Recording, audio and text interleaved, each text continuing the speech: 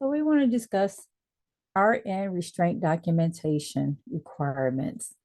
We're going to briefly talk about the policy, violent restraint ordering, restraint documentation at the startup every 2 hours, then continuation or discontinuation of the restraint order. We'll also briefly go over the restraint sitter documentation requirement, which is every 15 minutes, and discuss some of the BPAs you may be seeing. This process is the same for both violent and non-violent regarding the ordering and documentation of restraints. So the restraint policy basically says that we are going to utilize the least restrictive manner as possible to take care of our patients. We want to make sure that we're actually practicing in a safe and appropriate restraint techniques and ending the restraining as early as possible. All restraints require a written or verbal order from the physician. Violent restraint orders are only valid for 4 hours before they must be renewed for any patient that's over the age of 18. While non-violent restraints, that order is valid for 24 hours. So restraints is about the only time I will push and encourage you to take the verbal order. Because this order set starts a lot of your nursing documentation, you want to get that on the chart as soon as possible. So your patient has had a violent outburst, you call security, you and security have gotten a patient restraint, you come back to your desk and then you call your physician. Once you have the physician on the phone, you request a verbal order for a violent restraint, and also reminding the patient's physician that they need to come and do a face-to-face within 1 hour. As you notice here, the violent restraint order is that order set. It's in the safety/violent order set. You can find it by typing in restraint, safety, or violence. It is different than the non-violent order. So once I locate my violent/safety order set, I then select why I need to utilize this order. Now, this order can be used for just safety sitters or just a safety alert. But in our case, we need a violent restraint for our patient.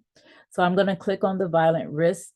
It will pre-select violent precautions alert.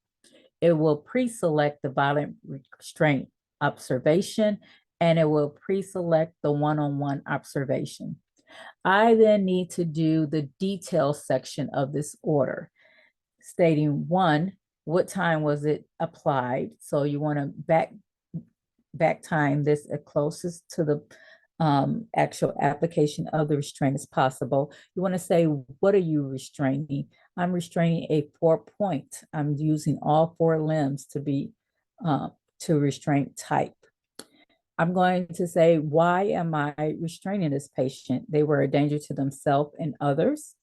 And then I'm going to state that alternatives were tried before I had to utilize restraints.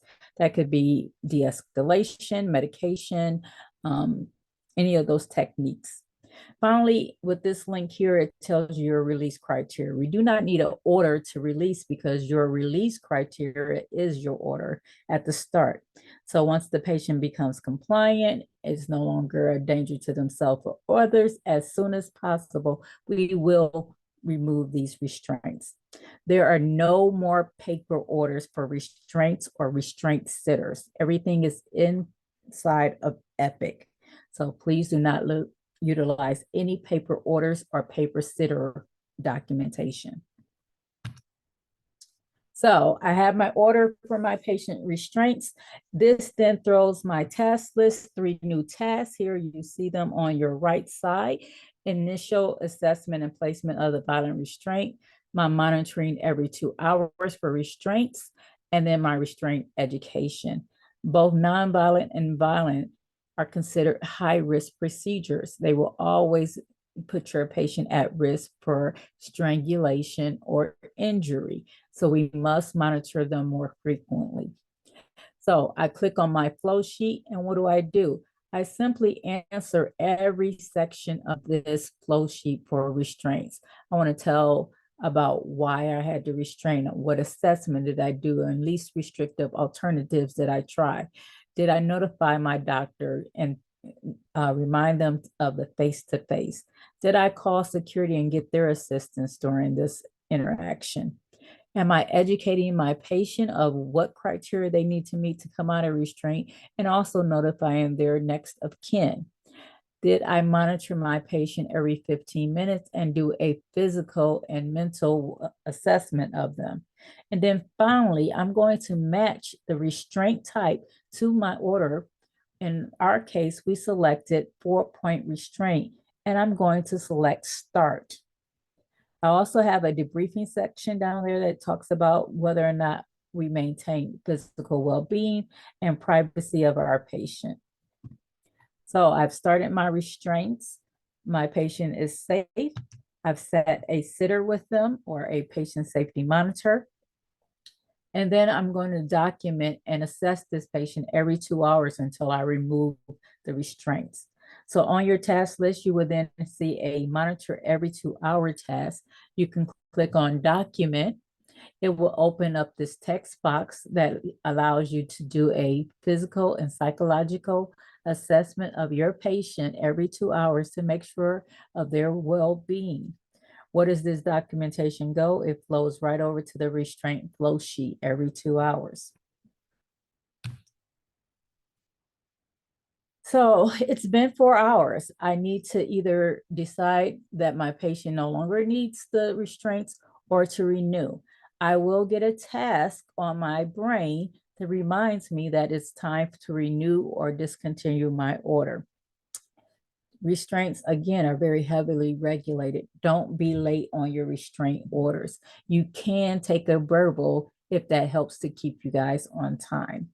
And then you want to make sure that the time matches the 4 hours.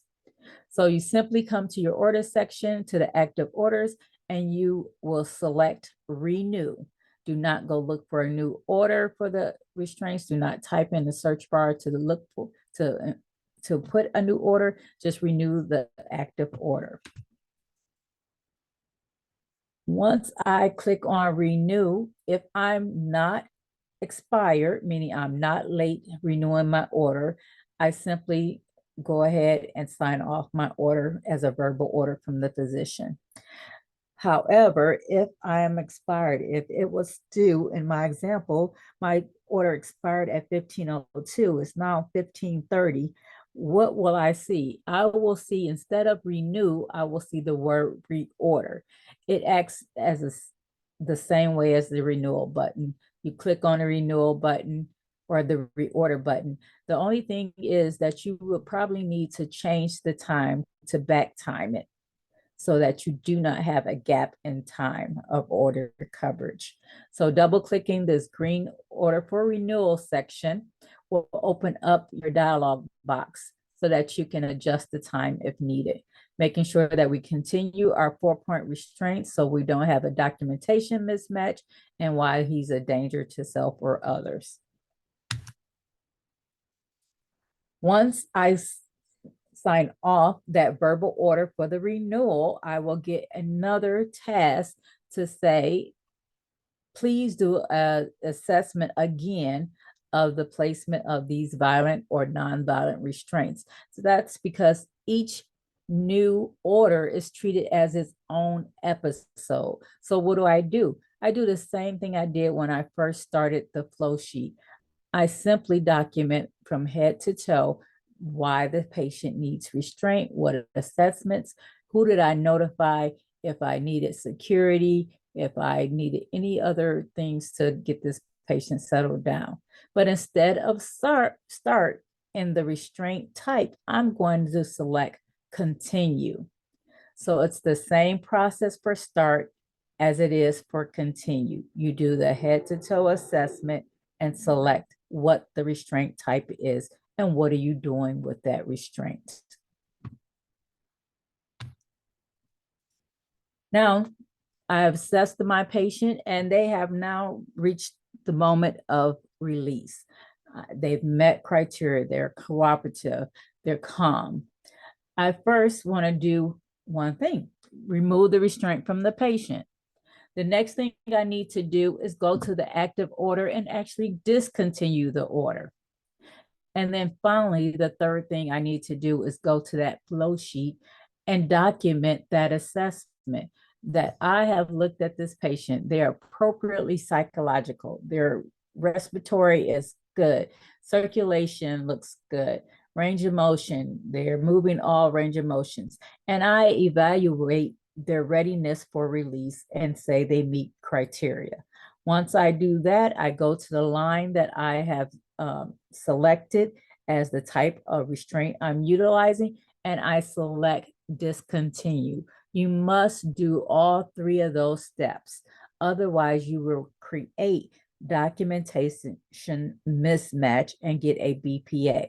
Again, remove the restraint from the patient, discontinue the order, and then discontinue the flow sheet after you've done your restraint readiness evaluation. Speaking of BPA mismatches, I pretty much gave you the rundown of why you're getting these BPA mismatches. So this will be just the wrap up. What went wrong? I'm still getting a monitor every 2 hours, but my patient is out of restraint. What could be going wrong with that? One, your order has expired. So if your patient is still in restraints, but you know your order is not valid, get the order renewed as soon as possible. And remember to take care of the time gap. Or two, your patient is not in restraint anymore and someone forgot to discontinue that order. So simply go to the active order section or order history if it's been a while, find the expired order and select discontinue. The other BPA you may be getting is because of a documentation mismatch. One, your patient is no longer in restraints. You come on, you assess the patient. I don't see any restraints. Go to your restraint flow sheet and see if someone selected discontinue. 9 times out of 10, no one selected discontinue to stop that flow sheet. Or if the patient is no longer in restraints, you see a discontinue in the restraint that you see on the last known order. In our case, we had a 4-point restraint and we had a discontinue, and you're still wondering why you're getting this BPA mismatch. Click on last filed, which will open up the last filed column. And in my case here, you see I did discontinue the 4-point restraint, but someone else selected a left ankle and started that one. That's the one I need to also discontinue because it's creating a documentation mismatch. So I simply go to my current date and time. I do not backdate in time unless it was me that accidentally did that wrong documentation. I select discontinue in that left ankle field, and I simply type a comment that says that this was not present on my assessment. It means simply, I assess the patient visually. I do not see a restraint here. I'm going to discontinue this flow sheet.